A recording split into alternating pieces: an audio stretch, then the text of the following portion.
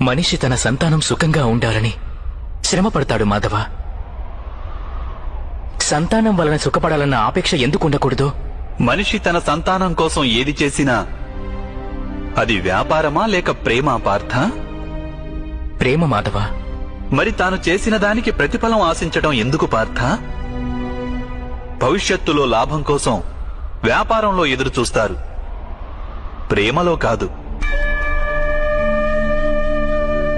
ఏ మనిషైతే తన సంతానం యొక్క ప్రవర్తనను తీర్చిదిద్ది సన్మార్గంలో నడుపుతాడో, తన సంతానానికి ప్రేమ ధర్మ సంస్కారాలను నేర్పుతాడో, అతని సంతానం కూడా ఆ మనిషికి ప్రేమ సంరక్షణను తప్పక అందిస్తారు.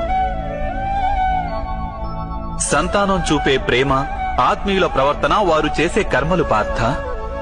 ఒకరికి మరొకరి కర్మలపై ఎటువంటి అధికారమూ ఉండదని తెలుసుకో. వారి నుండి ఏదైనా ఆశించి ఆపేక్షించి ప్రయోజనమేమిటి?